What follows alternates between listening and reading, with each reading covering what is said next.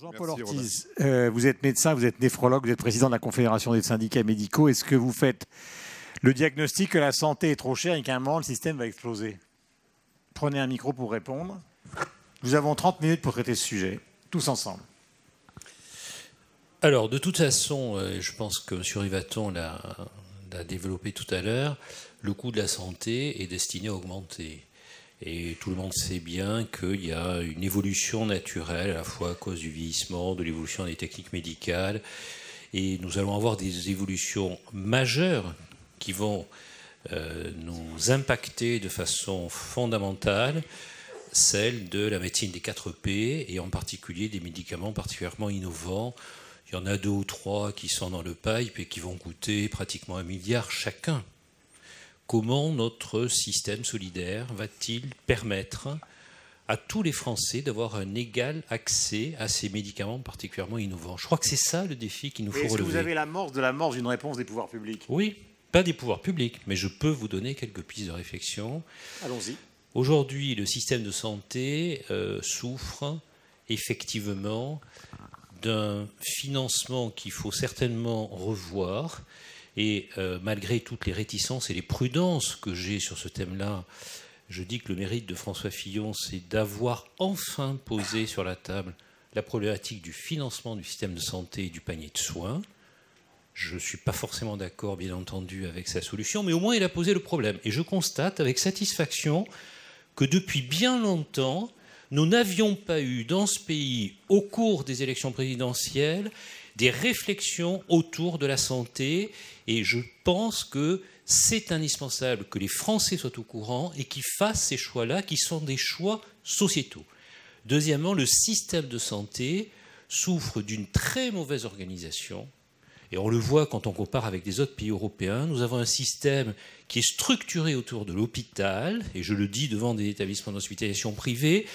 On ne peut pas continuer comme ça. Nous avons aujourd'hui, par rapport aux autres pays européens, beaucoup trop de lits d'hospitalisation. Il faut s'asseoir sur la médecine de proximité pour construire un système qui soit beaucoup plus efficient. Et puis, le troisième point, en particulier autour de l'hospitalisation, il faudrait quand même qu'un jour, l'AMO, qui est l'organisme d'assurance maladie obligatoire, qui est le payeur essentiel, le financeur essentiel de notre système de santé, se comporte enfin comme un véritable acheteur de soins. Et comme un véritable acheteur de soins, il doit pouvoir acheter des soins de qualité dans le meilleur rapport en termes d'efficience. Et ce n'est pas ce qu'il fait aujourd'hui, parce qu'effectivement, certains producteurs de soins, et ceux qui sont dans cette salle le savent bien, produisent des soins de qualité à un coût bien moindre que d'autres producteurs de soins qui ne sont pas dans cette salle. Vous avez compris ce que je voulais dire. Albert Lottmann, est-ce que vous considérez, voilà, je rappelle, Albert, que vous êtes directeur de la Mutualité française, est-ce que vous avez l'impression, puisque là on parle dans la suite de ce qui a été expliqué par Robin Rivaton, qu'il y a un problème justement de continuum du financement du coût de la santé en France, qu'on est au bord d'une certaine forme de précipice, ou alors est-ce qu'on est des pessimistes congénitaux? J'aime bien la manière dont vous posez la question, parce qu'en écoutant justement globalement la tonalité générale, moi je m'étais dit que je voulais commencer par dire que notre système est plutôt quand même pas si mauvais que ça, et qu'il ne va pas si mal que ça. C'est plutôt d'ailleurs dans les problèmes auxquels notre pays est confronté. Celui de la santé peut-être pas le plus aigu et le plus prioritaire aujourd'hui à mettre sur la table. Cela dit, je partage l'analyse qui vient d'être faite que quand la croissance des dépenses de santé augmente structurellement plus fortement que la croissance, et ce sur long terme, pas accidentellement, mais de façon régulière, il y a un moment où on est confronté à une difficulté majeure. Alors c'est vrai qu'on a besoin d'avoir dans le débat public une réflexion, et qu'on est content là depuis 8 jours que je rejoins Jean-Paul Ortiz. Voilà, on a ce débat. Je rappelle que dans les débats sur les 2 précédentes élections présidentielles, pas un mot n'avait été échangé sur la santé. Si on regarde encore les débats télévisés des candidats au 2e tour, etc., il n'y avait pas un mot sur la santé. Donc on espère que cette fois-ci, ça ne sera pas le cas. Après, je n'ai pas de recette miracle. C'est-à-dire que si les dépenses augmentent plus que la croissance du PIB, le vieillissement, l'innovation, etc., y a pas, soit on change d'allocation de ressources, c'est-à-dire qu'on dépense moins sur d'autres choses pour consacrer plus à la santé. C'est-à-dire que ce n'est pas une enveloppe, on peut faire des arbitrages à l'intérieur de l'enveloppe de nos dépenses, mais c'est toujours plus facile à dire qu'à faire. Soit on fait plus appel au reste à charge des ménages, et vous savez évidemment que ça c'est la priorité de la mutualité française, c'est de dire que c'est irréaliste de penser qu'il y a des trésors cachés quelque part et qu'il y a une variable d'ajustement simple qui serait de faire beaucoup plus appel au reste à charge. Alors, je me garderai bien d'être très précis sur les propositions de tel ou tel candidat, puisqu'on est au début de la campagne et que ces propositions, elles vont être précisées. Mais vous savez que la mutualité, sur place de la santé, là, on vient de mettre en place le 1er décembre un site internet pour essayer d'analyser, décrypter les programmes des différents candidats. Si on a bien compris les premières déclaration de François Fillon, mais tout à l'heure peut-être qu'on aura un certain nombre de précisions. On voyait bien que si on fait une espèce de cote mal taillée là, en laissant à l'AMO l'hôpital et les ALD et en essayant de regarder ce qui est hors hôpital et ALD, ça fait un doublement du coût des complémentaires santé. C'est probablement pas ça qui était proposé, je sais bien, mais enfin il faut bien essayer de chiffrer. Aujourd'hui, le coût d'un contrat complémentaire santé, il est quasiment, pour une grande partie de la population, au maximum de ce que les gens sont en capacité, avec l'évolution du salaire moyen, des retraites moyennes, etc., de payer. Alors, on a peut-être une petite marge, mais vraisemblablement, ce n'est pas là que se trouve la solution au problème de financement de l'innovation, de la recherche, des nouveaux traitements sur le cancer ou l'hépatite, etc. Voilà, donc, difficulté. Alors, il reste cette question de l'efficience que vous posez, l'efficience dans la gestion comme l'efficience dans la production des soins. C'est une vraie question. La France a probablement dans son système des marges d'efficience, mais là aussi, ne pensons pas qu'il y a des choses extrêmement faciles. Moi, je voulais juste rappeler, et après je me tais, qu'un élément concernant la situation des assureurs complémentaires, alors peut-être que sous contrôle de mon voisin, mais en tout cas, moi je vais parler pour les mutuelles. Quand on regarde les résultats techniques, l'évolution des résultats techniques des mutuelles santé qui sont regroupées à la FNMF, on est passé en quelques années d'une situation qui était relativement confortable et qui nous a permis d'ailleurs de développer aussi une offre de santé mutualiste des établissements, puisque les résultats techniques positifs étaient réinvestis dans le système de soins. Aujourd'hui, on est sur des résultats techniques qui sont à zéro, c'est-à-dire qu'il n'y a pas de marge entre les cotisations qui sont encaissées et l'évolution des prestations des dépenses. Et même si je regarde sur l'hôpital, les dépenses hospitalières, c'est très faible par rapport, c'est l'AMO, c'est l'assurance maladie qui prend en charge l'essentiel des dépenses, mais c'est un poste de croissance de dépenses chez nous qui est le plus dynamique. Et donc on voit bien qu'il y a une tendance comme ça, des marges techniques qui sont à zéro, toute dépense supplémentaire qui se traduit un peu par une recherche de productivité interne, il faut le dire, il faut le faire et on le fait, mais surtout par des cotisations qui augmentent. Et puis après, les journalistes viennent nous dire, mais alors les cotisations continuent d'augmenter. Voilà. Pierre-François est à votre droite, vous êtes directeur général. Bonjour Pierre. Bonjour. De Swiss Life Prévoyance et Santé. Vous êtes à l'origine, je crois, polytechnicien, c'est ça ? Oui, à l'origine, j'ai fait autre chose avant, mais effectivement, je suis passé aussi par là. Oui. Non, parce qu'il y a beaucoup, effectivement, on parlait de l'évolution qui va être considérable des coûts de la santé et de la manière dont on va les intégrer socialement. C'est-à-dire à la fois les mutuelles, les assurances et évidemment le niveau de vie des Français qui ne va pas être tout d'un coup, dans le contexte qu'évoquait Robin Ribaton tout à l'heure, qui ne va pas fondamentalement donc, augmenter dans les années qui viennent étant donné la situation de la croissance. Comment c'est calculé chez vous ? Comment c'est prévu ? Alors, il y a un point qu'il faut avoir en tête, qui est bien rappelé régulièrement, c'est qu'on nous appelle, à juste titre, assureurs complémentaires en santé. Complémentaire, ça veut dire qu'on vient en complément de la sécurité sociale. Et donc, on appelle ça parfois payeur aveugle ou d'autres appellations de ce type-là, ce qui fait qu'en termes d'efficience, on pourrait en reparler, ou en termes de fonctionnement, on est la plupart du temps très suiveur de l'assurance maladie obligatoire. On a des contraintes, des contrats qu'on appelle les contrats responsables, que je pense vous connaissez, qui sont très réglementés et qui nous mettent presque dans une seringue, ou en tout cas dans un schéma qui nous empêche quand même beaucoup d'innovations et beaucoup d'évolutions différentes. Donc la façon dont on le calcule et dont on le met en œuvre, elle est à la fois très assurantielle, je ne vais pas faire spécifiquement de l'assurance ou de l'actuariat, mais elle reprend les éléments techniques d'assurance traditionnelle, et en même temps très contrainte, parce qu'on est peu décideur d'un certain nombre de choses. Et je pense qu'en termes de réflexion sur l'efficience, étant posée préalablement une réflexion de société et de la nation sur la façon de répartir les charges et les coûts, parce que je suis assez d'accord, à partir du moment où on veut une santé de qualité, il faut en accepter les coûts, et d'une certaine manière, c'est une allocation de richesse d'un pays que de se dire je mets plus ou moins sur la santé par rapport à d'autres typologies de dépenses. Mais une fois cette répartition ou cette allocation faite, comme on fait tout un chacun au titre de son budget personnel en disant je mets plus à tel endroit ou plus à tel autre endroit, il faut tenir compte du fait que la façon de gérer la problématique assurantielle va dépendre de qu'est-ce qu'on appelle assurance et jusqu'où on va entre les problématiques de solidarité, donc ce que j'appelle vraiment les aspects... Alors, peut-être que c'est ce que M. Fillon a appelé gros risque. Alors, le mot gros risque, moi, me gêne parce que je ne sais pas très bien ce qu'on met derrière.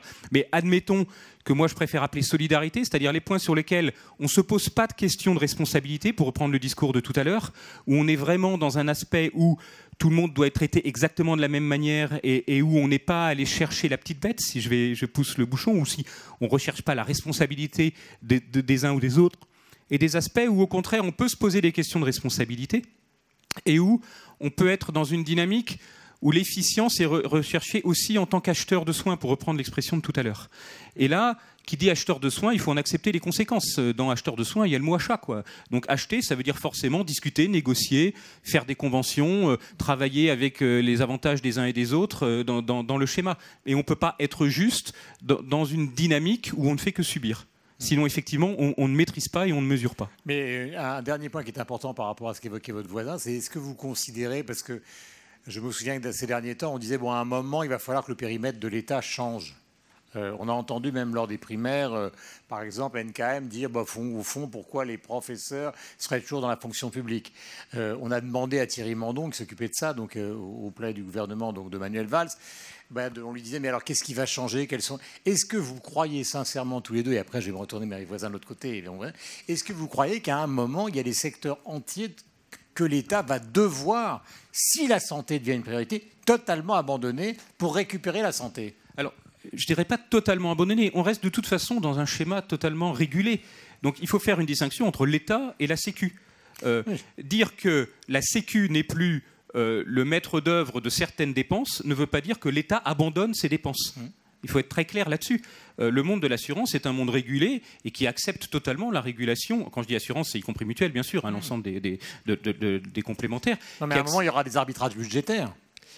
Budgétaire, mais de régulation surtout. On peut revoir les grands éléments, on ne va pas les reprendre ici parce que ce serait fastidieux, mais des différents postes, on peut reprendre qu'est-ce qui se passe sur l'optique, sur le dentaire, sur l'hospitalisation, sur les consultations, sur les médicaments. Sur les médicaments, on peut se poser des questions. Est-ce que franchement ça a du sens que la Sécu rembourse à 15% certains médicaments? Enfin, on peut se poser des questions économiques sur l'efficience. Et après, on accuse parfois, entre guillemets, les complémentaires d'être chers sur certains coûts.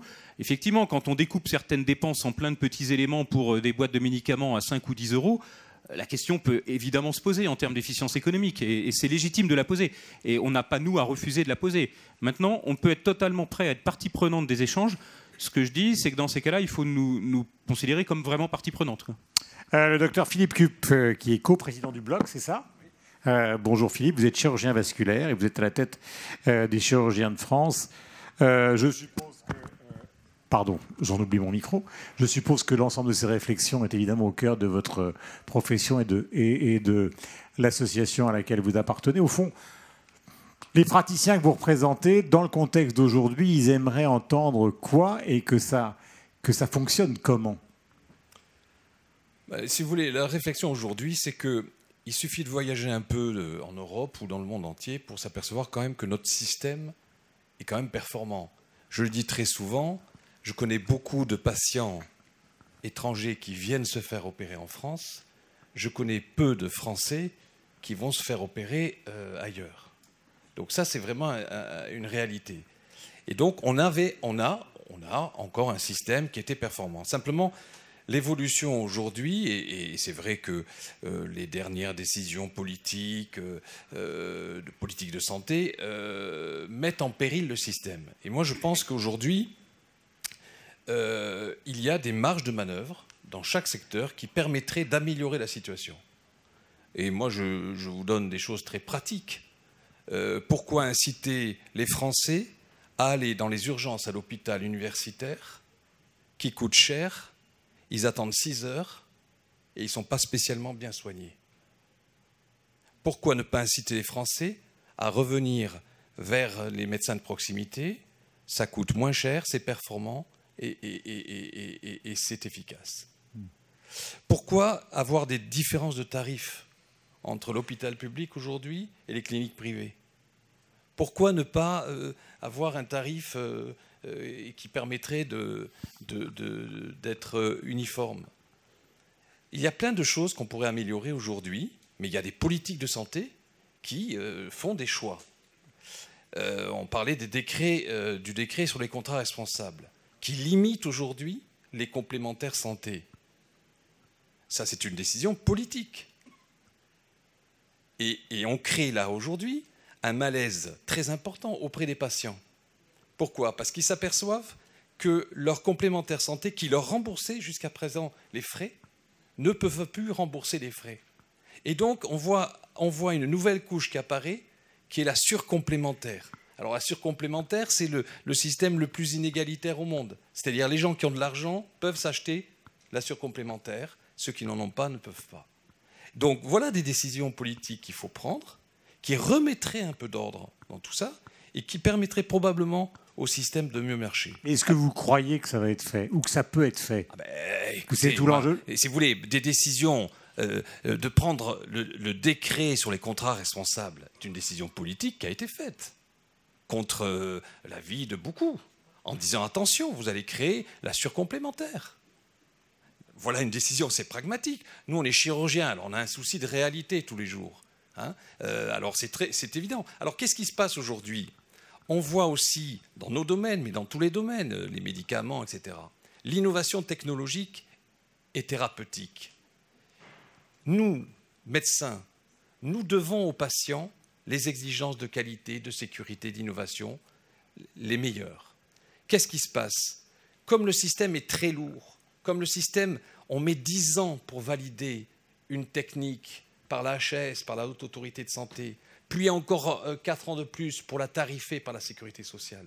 Nous pratiquons aujourd'hui des actes qui rendent service aux patients tous les jours et qui ne sont pas encore tarifés par la Sécurité sociale. Voilà des choses qu'il faut corriger. Voilà, hier j'étais dans une réunion à l'assurance maladie, je leur ai proposé un rendez-vous annuel pour enlever ce qui est obsolète et tarifer l'innovation thérapeutique. Il faut qu'on arrive à un système plus mobile, plus dynamique, qui permettra de rendre le service aux patients. Et je voudrais préciser quelque chose. Quand on regarde l'éternel reste à charge, vous savez, l'éternel reste à charge, le RAC, qu'on menace comme ça, etc. Nous avons le reste à charge en France le plus bas du monde, je crois avec le Danemark. Donc il faut arrêter aussi de se flageller avec le reste à charge. Aujourd'hui, en France, les patients qui sont en situation sociale difficile, qui ont la CMU, l'ACS, l'AME, sont pris en charge à 100%, sans dépassement d'honoraires. Les urgences sont prises en charge à 100%, sans dépassement d'honoraires. Nous avons un système qui est... Voyageons, regardons les autres systèmes. J'avais la semaine dernière, il y a 15 jours, des chirurgiens russes qui sont venus travailler chez nous. Mais quand vous regardez à Moscou ce qui se passe, mais vous êtes effrayés. Donc, prenons un peu de recul. Il faut faire des changements. Il y a des choses à changer, immédiats, qui permettront d'améliorer le système. Gérard Raymond, donc vous êtes à mes côtés, vous êtes président de la Fédération française des diabétiques, exact. Bonjour et bienvenue. Bonjour.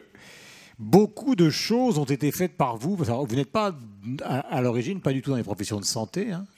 Du tout. Vous venez du monde de l'industrie du cuir, c'est bien, ça en sont bons. C'est ça, oui. Et vous vous êtes intéressé depuis des années, j'allais presque dire à la base, à améliorer la situation de gens qui sont effectivement extrêmement dépendants, étant donné la nature de leur maladie, et donc à réfléchir sur toutes ces questions-là. Là, on parle de la santé trop chère, on parle d'améliorations qui sont possibles. Quelles sont, d'après vous, celles qui sont immédiatement ou éminemment souhaitables ? Merci de nous avoir invités, mais si je me suis préoccupé effectivement de ces problématiques-là, c'est que je suis devenu patient. Derrière un métier que j'avais choisi, s'est imposé un métier que je n'avais pas choisi, c'est celui d'être patient. Patient à vie, je suis diabétique de type 1, et tout le monde ici le sait très bien, et je ne m'en cache pas. Et donc ce métier n'est pas choisi, m'a obligé effectivement de réfléchir à ma condition, à refonder un projet de vie, et à essayer effectivement de regarder un petit peu ce système de santé, cette action de l'ensemble des autres acteurs de santé, de voir comment effectivement on pourrait améliorer ce système de santé en faisant participer davantage ceux qui en sont les premiers usagers, c'est les usagers de la santé. Et voilà mon investissement collectif et associatif dans cette problématique-là. Effectivement, nous pensons que aujourd'hui, ce système de santé, vous l'avez dit, et je partage un grand nombre de vos propos, est quand même un système qui fonde notre société, notre vivre ensemble. Fondé en 1945 sur un principe de solidarité et de répartition, ce système fonde notre société française. Certes, aujourd'hui, il a besoin d'évoluer, il a besoin de s'inscrire dans un 21e siècle avec les nouvelles technologies, avec les innovations, avec évidemment tout ce qui est tout à fait moderne et l'émergence aussi des patients qui veulent devenir des acteurs, qui ne sont plus aujourd'hui passifs, qui ont leur propre vision, leur propre idée, leur propre volonté de partager.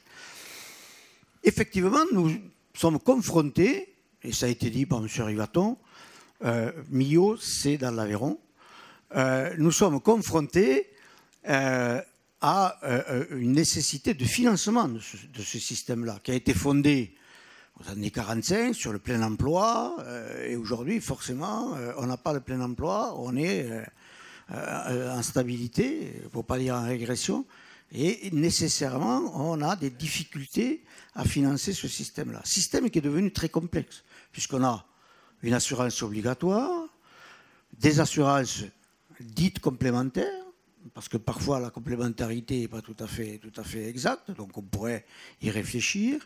Et on a aussi effectivement aujourd'hui une vision certainement mal équilibrée entre une médecine de ville, une médecine hospitalière, des nouveaux acteurs, que ce soit les prestataires en santé, etc., etc. Et là, il y a certainement à refonder, non pas cet esprit de solidarité qui me paraît ne pas devoir être touché, mais à refonder dans cette organisation-là le rôle des différents acteurs. Je me félicite que le débat sur la santé soit venu par un candidat. C'est vrai qu'on a créé un collectif et le président du LEM tout à l'heure a oublié de citer le collectif interassociatif sur la santé dans le collectif de 2017. Donc, malgré nos divergences, nous souhaitons tous que ce débat fasse partie des priorités du débat électoral. Un candidat a énoncé quelques idées. Nous ne partageons pas, évidemment, vous le comprenez bien, toutes les propositions de ce candidat-là. D'ailleurs, je pense que dès le lundi, il a adouci un petit peu ses positions. Nous pensons, nous, qu'il faut que nous réfléchissions, l'ensemble des acteurs, y compris les patients, et je trouve ça extrêmement important que les patients soient aujourd'hui en capacité de pouvoir, avec vous, réfléchir sur ce nouvel axe de l'économie, de la santé et de l'action de différents acteurs. Certainement que nous devrons tous payer. Tous, nous faudra modifier nos comportements, la responsabilité, l'efficience. La rémunération à l'acte est peut-être une rémunération qui est un peu dépassée, notamment sur les pathologies chroniques. Comment on peut aujourd'hui rémunérer à l'efficience, au parcours de santé, aux équipes pluriprofessionnelles. Tous ces débats-là sont des débats qu'il nous faut avoir Mais de grâce, et ce sera ma dernier propos, ne remettons pas en cause ce système de solidarité qui fonde notre vivre ensemble. J'aurais voulu, Philippe Cuc, vous poser une petite question concernant, parce que ça a été un moment, dès le passage au ministère de la Santé de Philippe Séguin, parmi les médicaments qui concernent votre spécialité, c'est-à-dire la chirurgie vasculaire, il y a un médicament qui était un peu au cœur, non pas de la polémique, c'était le Daflon. Et ça a été une véritable bataille. Bon, c'est un médicament qui est fait pour améliorer la circulation. Et à l'époque, je m'en souviens, Séguin disait, bon, ce truc-là, on ne sait pas du tout si c'est efficace, pas efficace. Tous les gens qui ont des problèmes veineux en prennent, mais en gros, il faut arrêter de le rembourser. Est-ce que, là, je ne prends qu'un exemple, parce qu'il faut prendre des exemples précis de temps en temps, est-ce qu'effectivement, dans le contexte d'aujourd'hui, alors je ne m'acharne pas sur vous et cette spécialité, mais est-ce qu'il y a effectivement des catégories de médicaments dont il faut se dire collectivement qu'il faut arrêter de les rembourser ou pas? Bien sûr, d'ailleurs, le Daflon aujourd'hui n'est plus remboursé. Hein, c'est-à-dire que le service médical rendu... Alors ça, pourquoi? Là aussi, on met, je ne sais plus combien, mais allez, je vais dire plus de 15 ans, hein, pour dérembourser le médicament. D'accord? Pourquoi? Parce qu'il y a des pressions fortes de toutes parts pour dire... voilà. Donc c'est évident que là, il faut être... très scientifique, c'est-à-dire que le service médical rendu est-il important, est-il nul? S'il est nul, il ne faut pas rembourser les médicaments. Rembourser un médicament à 15%, c'est parce qu'on le remboursait il y a quelques années à 80%. Hein, c'est-à-dire qu'on essaie, il ne faut pas froisser les gens, etc. Donc là, il faut mettre à place ce système. Mais je crois que nos générations ont bien compris ça. Vous croyez qu'on peut le mettre à place, ce système, en 150 jours? Non, mais c'est facile, ce n'est pas très compliqué. Vous savez, il faut être scientifique dans ces décisions, c'est-à-dire que le service médical rendu est-il important ou pas? S'il n'y a pas de service médical rendu, arrêtons.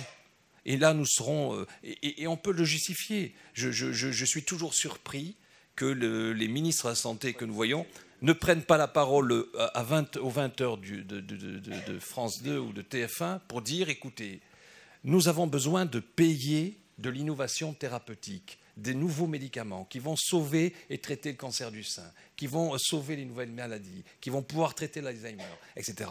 On va dérembourser des médicaments qui ne servent plus à rien. C'est facile comme décision politique. C'est très facile. Personne ne le fait. Jean-Paul Ortiz, on va terminer parce que, pardonnez-moi, je vais donner la parole sur ce plan-là à Jean-Paul Ortiz. On va arriver au terme de cette journée parce que ça a été une longue journée. Et la conversation va continuer tout à l'heure avec Jean-Louis Bianco et Bernard Accoyer, mais je voudrais que vous disiez un mot. Oui, je pense que la problématique des médicaments et du remboursement, il faut arrêter d'avoir des taux de remboursement à 15% où, clairement, les politiques se cachent derrière leurs petits doigts et font rebasculer sur les assureurs complémentaires. La Haute Autorité de Santé doit trancher le débat. Le médicament est efficace ou il ne l'est pas, on le rembourse ou on ne le rembourse pas. On a actuellement le débat autour des anti-Alzheimer actuels.